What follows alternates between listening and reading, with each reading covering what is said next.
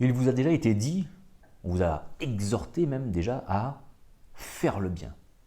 Fais le bien et tu te rapprocheras de Dieu.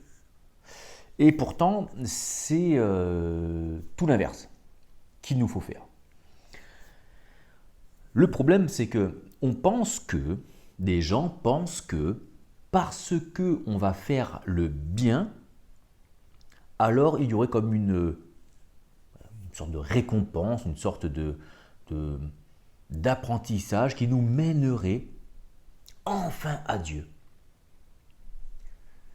Et cela amène souvent un espèce de culpabilisme, c'est-à-dire que on veut faire le bien et on n'y arrive pas toujours et donc on culpabilise. Et quand on culpabilise, du coup, on s'éloigne encore plus de Dieu. Euh, Pourquoi? Parce que quand on parle de faire le bien, on parle d'un bien moral. Autrement dit, on se place sur un bien qui n'est pas le bien divin. On est sur le bien de la morale, le bien religieux. Autrement dit, un bien qui est qui est issu de nos réflexions, de nos compréhensions, de nos études, de nos lectures, de nos apprentissages religieux, de notre théologie. Autrement dit, on a une vie de foi, on a une vie religieuse en église, en temple, on lit la Bible, on écoute des prédications, des homélies à gauche, à droite. On a différentes interprétations des écrits de la Bible, qui du coup nous forgent une sorte de prisme de compréhension avec lequel on va nous-mêmes lire la Bible, et donc ce prisme-là va nous donner euh, l'explication, la compréhension qu'il faut d'un texte.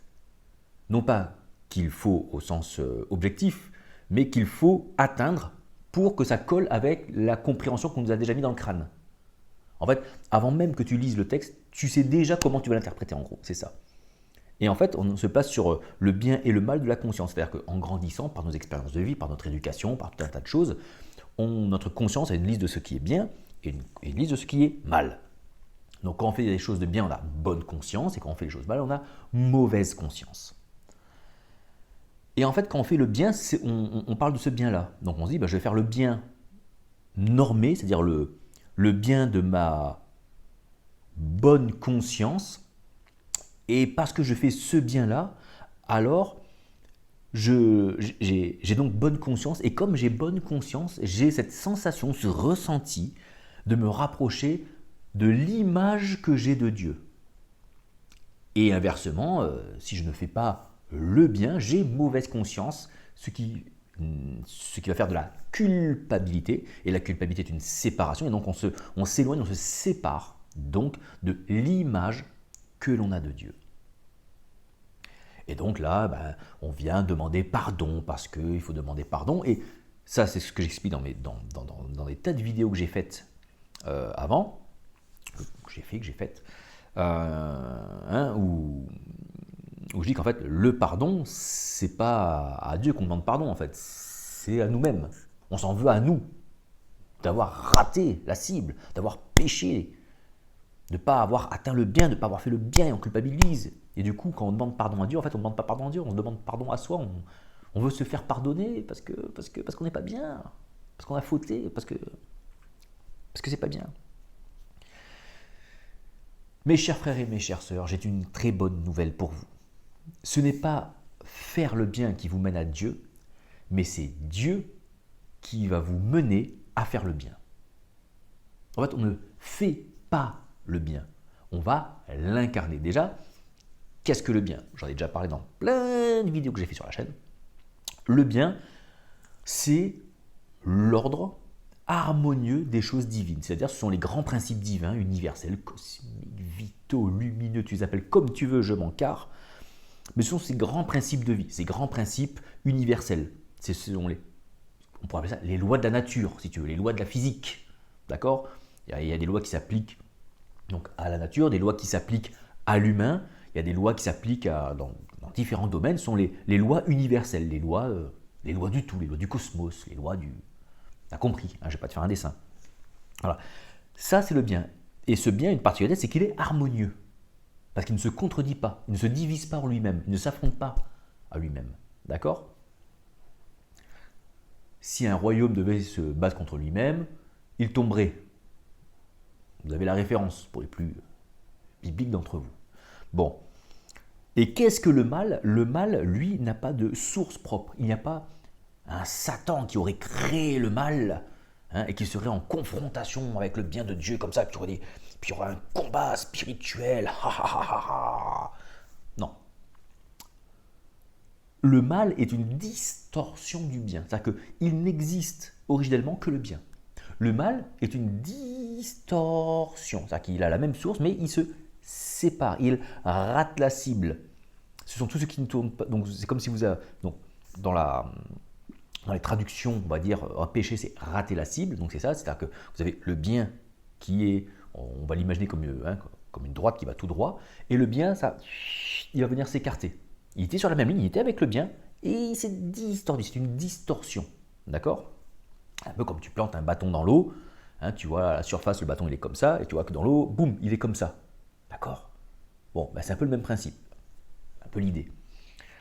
Ou pour les orthodoxes, ça c'est le bon axe, c'est l'axe du bien, et quand ils parlent de tourner autour du mauvais axe, le mauvais axe c'est l'axe qui s'est dévié de celui du bien.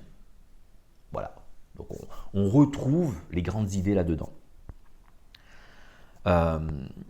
Et donc, le combat spirituel ne consiste pas à cette confrontation du bien et du mal, il n'y a pas de confrontation entre le bien et le mal, mais d'une distorsion, ouais, je sais, d'une distorsion inversée, d'une retorsion, bref, c'est le fait de revenir coller et de revenir sur le bon axe.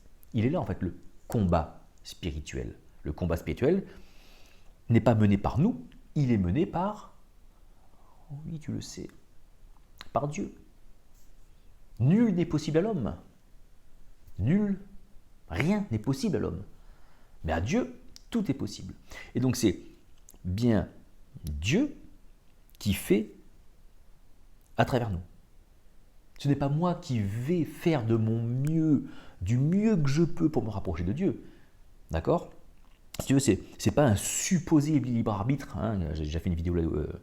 Oui, parce que je ne peux pas faire des vidéos de 4 heures pour tout expliquer. Donc, je fais des références à d'autres vidéos. Ça te permettra d'aller fouiller dans la chaîne et de voir les vidéos. Donc, ce n'est pas un supposé libre arbitre et tes actions taguées bien qui te mènent à Dieu.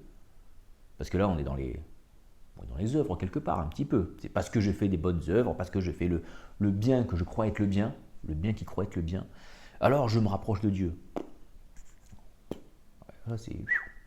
Non, c'est parce que je m'abandonne à Dieu que Dieu s'incarne en moi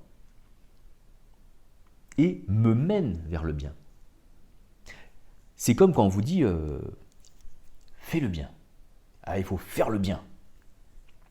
D'accord? C'est comme quand on te dit c'est comme ce truc, voilà, c'est génial, la transition elle est géniale.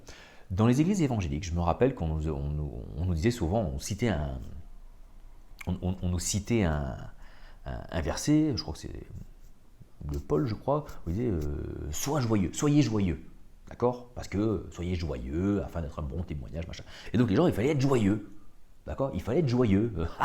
On est joyeux, alors on rigole, on en fait souvent des caisses.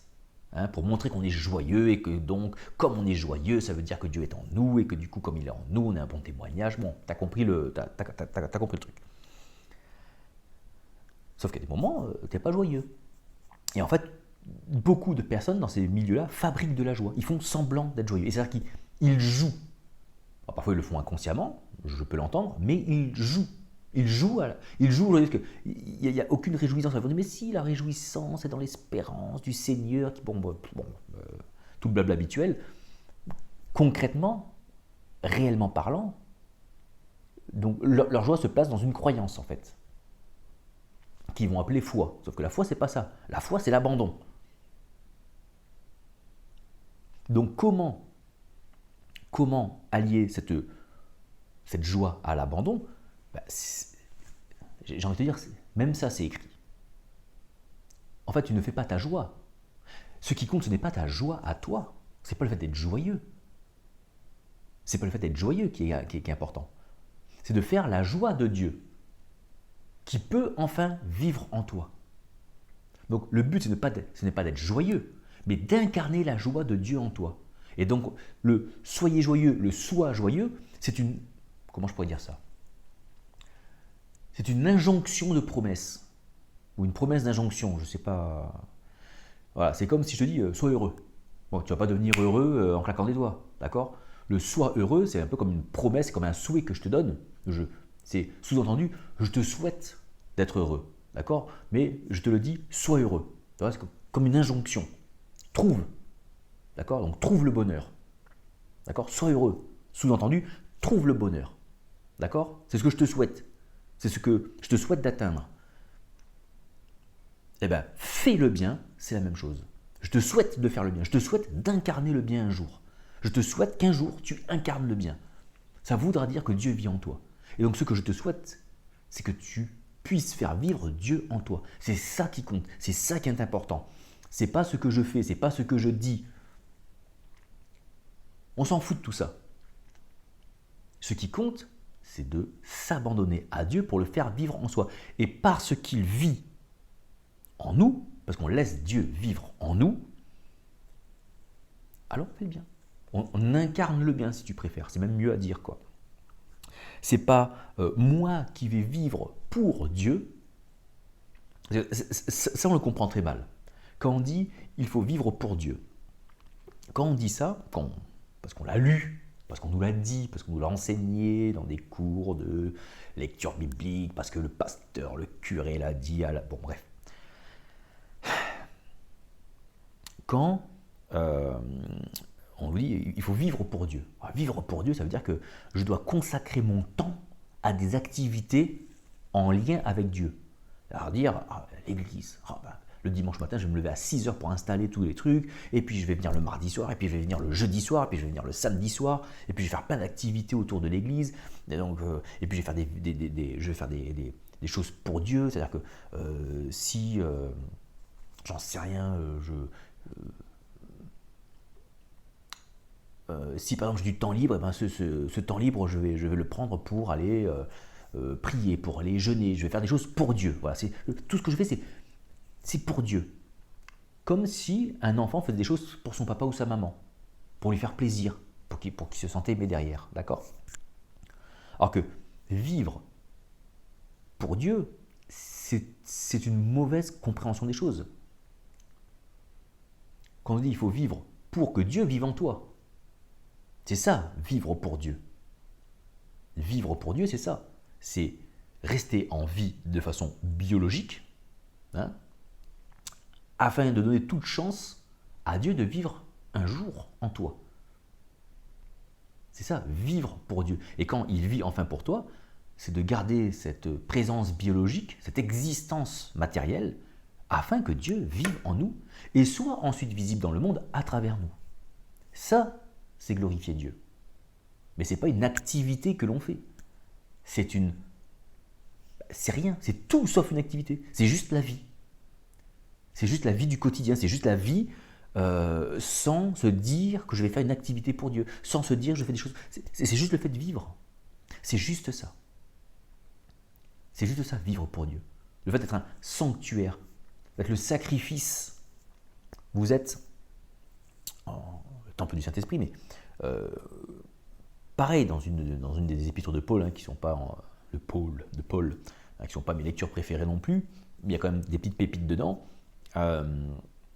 C'est dans l'épître aux Romains, me semble-t-il, oui, de mémoire, où il dit, où il pose la question sur les sacrifices, qu'est-ce qu'on fait et tout, et Paul il dit, en fait, le sacrifice, c'est vous.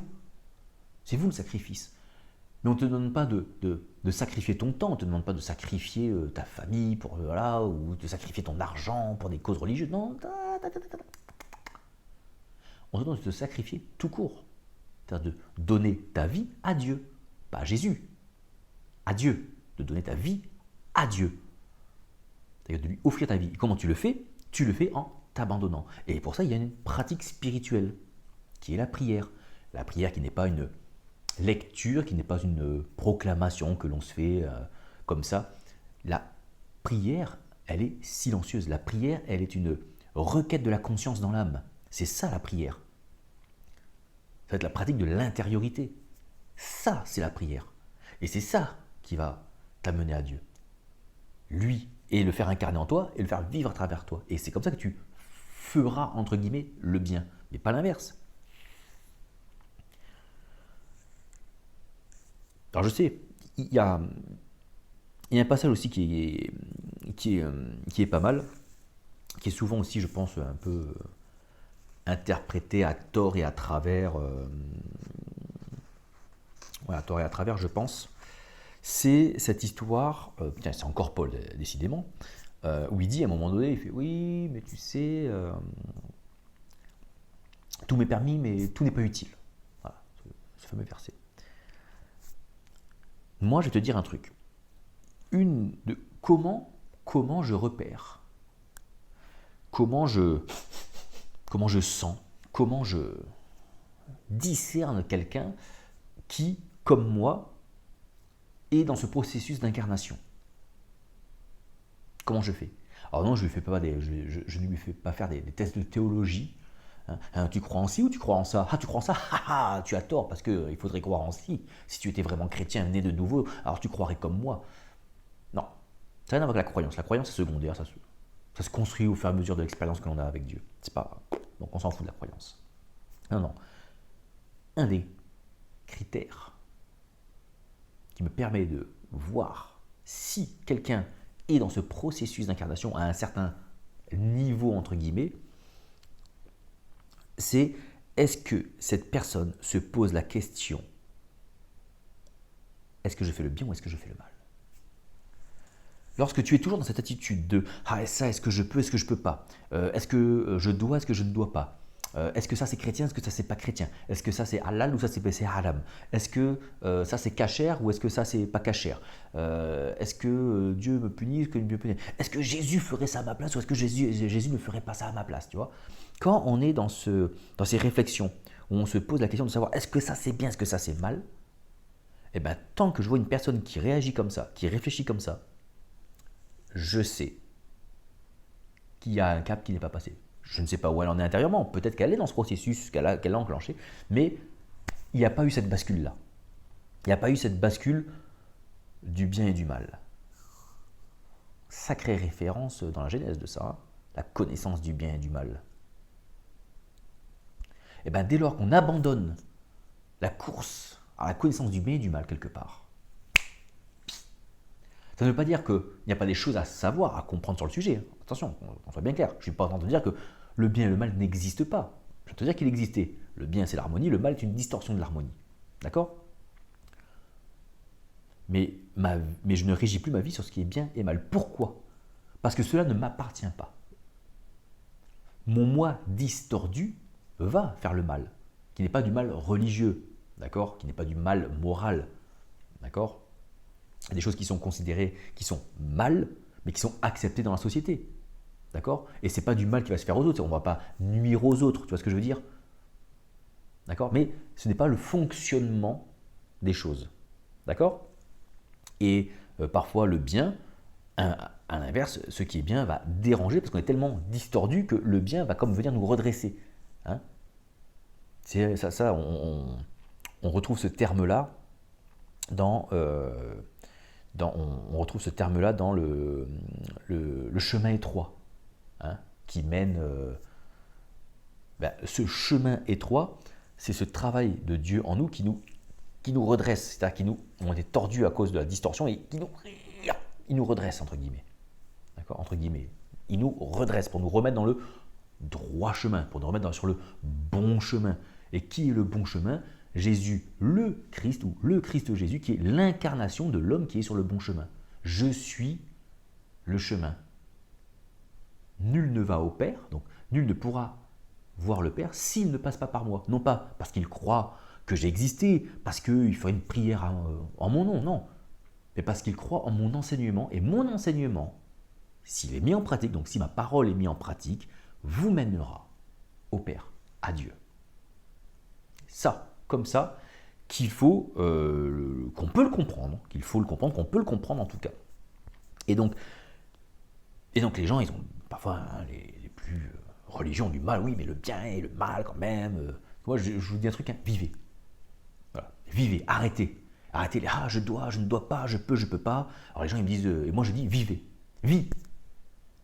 Pratique l'intériorité qui nourrit ce chemin spirituel, cette croissance spirituelle en toi, et un jour viendra où ça s'incarne, et de toi-même, sans t'en rendre compte, ou peut-être que tu te rendras compte, mais sans forcer, d'accord, sans te contraindre, et sans jouer sur la bonne conscience. C'est-à-dire que non seulement tu feras le bien, mais en plus quand tu feras le bien, tu n'auras même pas bonne conscience. Et comme tu feras le mal sans mauvaise conscience, parce que tu sais que tu n'as pas culpabilisé, d'accord, puisque le mal que tu fais, c'est tout simplement le résultat d'une partie de toi qui n'est pas encore incarnée par le divin. C'est tout. Est-ce que c'est ton problème? Non, je suis dans un processus. Attends que ça arrive. C'est comme si tu mettais un gâteau au four et qu'il faut le cuire 20 minutes. Tu ouvres la porte à 15 minutes, tu fais ah putain, il n'est pas cuit. Bah oui, il n'est pas cuit. T'es con quoi, on t'a dit 20 minutes. Bon, c'est un peu pareil. Donc le mal que je fais ne m'appartient pas. Alors si le mal que je fais nuit à d'autres personnes, il y a d'autres moyens de le limiter de façon matérielle, d'accord, mais d'un point de vue purement spirituel, j'ai juste à prier pour que Dieu s'incarne toujours plus en moi et que ce mal que je fais disparaisse. Et donc, au même titre que je n'ai plus mauvaise conscience du mal que je fais, je n'ai plus bonne conscience du bien que je fais. Et ça, on n'en parle jamais de ça. Parce qu'on vous dit toujours, oui, parce que vous savez, il y a plusieurs évangiles, hein, prospérité, l'évangile légaliste, l'évangile bisounours, donc on peut le prendre, hein, il y a différentes interprétations et différentes mises en pratique, si tu veux, de la compréhension qu'on peut avoir des évangiles. Et certains vont, voilà, le bien, le mal, je vais y revenir. Et donc c'est là, ceux qui n'aiment pas quand je dis aux gens, vivez. Oui, mais tu dis aux gens de vivre, mais s'ils vont en boîte de nuit et qu'ils vont violer des enfants, je ne suis pas en train de dire qu'ils vont violer des enfants, je te dis qu'ils vivent. Calme-toi, gaga. Calme-toi. Si le mec il va en boîte de nuit et qu'il danse. Voilà. Et ben quoi? Et ben quoi? D'accord? Bon. Pour autant. Et donc, d'autres vont vous dire, oui, bon, si vous faites le mal, il ne faut pas culpabiliser, parce que la culpabilité vous éloigne de Dieu, ce qui est totalement vrai. Et donc, c'est pas grave. On demande pardon à Dieu. Non, tu demandes pardon à toi, tu ne demandes pas pardon à Dieu. Mais bon, c'est plus facile de demander pardon à Dieu et de se dire qu'il nous a pardonné parce qu'on a fait une petite prière que l'inverse. Ouais. Et donc, mais par contre, ce qui est beaucoup plus rare, c'est la bonne conscience du bien qu'on fait. Parce que ça, l'ego spirituel, moi je fais le bien, je suis bon, je suis fort, regardez comme je fais le bien, c'est trop bien de faire le bien. Non, quand tu fais le bien, t'as pas bonne conscience parce que tu sais que ce bien que tu fais ne t'appartient pas non plus. Tu l'incarnes, tu le rends visible dans le monde grâce à ta vie. Mais il ne t'appartient pas non plus. Donc tu ne culpabilises pas pour le mal que tu fais et tu n'as pas bonne conscience ou tu ne tires pas de fierté ou d'orgueil, on va dire ça comme ça, au bien que tu ferais. Tout m'est permis, mais tout n'est pas utile. C'est que tout m'est permis dans le sens où le mal que je fais, le mal que je fais ne m'appartient pas. Le bien que je fais ne m'appartient pas. Donc tout m'est permis. Il n'y a pas d'interdit en soi. Maintenant, est-ce que tout m'est utile? Utile à quoi? Utile à la croissance de Christ en soi. Littéralement parlant, qu'est-ce que le Christ? C'est l'incarnation de Dieu. Donc c'est l'union entre ce qui doit être incarné et ce qui permet l'incarnation. C'est la rencontre du spirituel et du matériel. Ça, c'est le Christ. D'accord? C'est ça le Christ. Donc,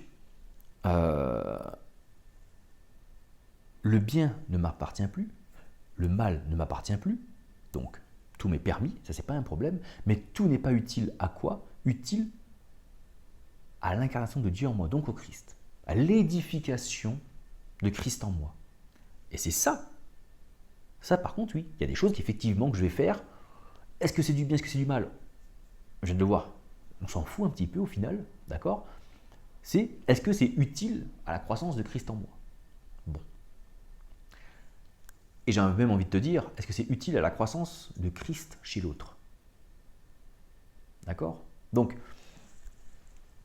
tu peux faire des choses qui vont être mises comme bien, parce que oui, tu vas me dire, oui, mais c'est bien parce que c'est pas mal. Bon. Maintenant, est-ce que ça va édifier Christ en toi? Moi, j'ai envie de te dire, outre, pas cette mise en garde, mais cet enseignement que donne Paul, prie. Vis et prie. Une vie de prière, c'est ça, hein. Vis et prie. Vis ta vie, vis là comme tu la vis, sans trop te poser de questions sur ce que je dois faire, pas faire, machin. Hein, et prie. Et parce que tu vivras en priant, je veux dire, un mec, souvent on me parle des moines, hein, des ermites hein, qui sont là dans leur grotte et qui prient. Ah oui, c'est bien, ils prient, ils ont des expériences mystiques avec Dieu, très certainement, pas de problème là-dessus, mais ils vivent pas. Ah, mais il vit pour Dieu. Non, non, il vit pas pour Dieu.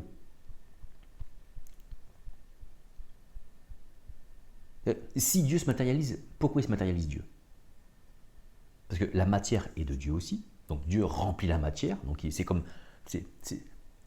Dieu dans la matière, c'est son dessein, si tu veux. C'est même pas sa volonté, c'est juste l'ordre naturel des choses, tu vois. Mais dans la matière, il rentre dans la matière. C'est comme si je faisais briller une ampoule et que je la mettais dans une boîte. Voilà. Ça ne sert strictement à rien.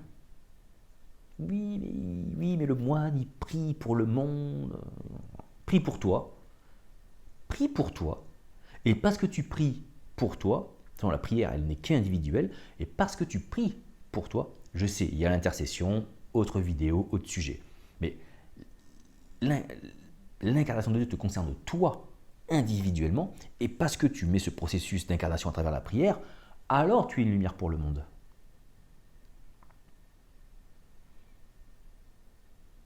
Voilà. Si tu n'es pas une lumière pour le monde, bon, tu es une lumière pour toi, c'est déjà pas mal. Maintenant, tu n'es pas pour le monde. Bon, ça ne sert pas à grand chose. Donc vivez. Vivez avec tes voisins, au boulot, où tu veux, vis. Vis. Alors c'est sûr que si toute ta vie sociale est dans l'église, bah, c'est un petit peu comme si tu mettais une ampoule dans un magasin d'ampoules. Hein. C'est bien, le magasin brille. À l'extérieur, je ne suis pas sûr que ça brille, mais et je ferai une vidéo sur l'église que moi je ferai. Oui, j'aime bien me projeter dans des trucs improbables. Mais je ferai une vidéo là-dessus. L'église que je ferai si je devrais faire une église. Si je devais faire une église. Donc, vivez, priez. Et parce que vous priez, Dieu s'incarne en vous. Et parce que vous vivez, il s'incarnera. Il s'incarnera. Donc, arrête de vouloir faire le bien, c'est une noble intention. Attention, je ne suis pas en train de dire que il faut tout arrêter. Bon, mais tant que tu es dans j'ai bonne conscience du bien que je fais, j'ai culpabilité, mauvaise conscience du mal que je fais, tu n'y es pas. Tu es à côté de la plaque. Tu es en distorsion. Et si tu es en distorsion, du coup, tu es dans le mal. Tu es dans le péché. Et tu vas rôtir dans les flammes de l'enfer éternel, les tourments, les grincements de dents dans le lac de feu. Non. Donc, quand tu vas prier, Dieu s'incarne. Et qu'est-ce qui se passe quand il s'incarne en fait? C'est que ces principes viennent, parce que incarner, comment ça s'incarne? Qu'est-ce qui se passe? Tu fais des choses automatiquement sans comprendre? Non. L'incarnation, qu'est-ce qui se passe? C'est ce qu'on va appeler le renouvellement de l'intelligence. Donc les gens, ils pensent que le renouvellement de l'intelligence, c'est parce que avant je ne croyais pas, maintenant je crois.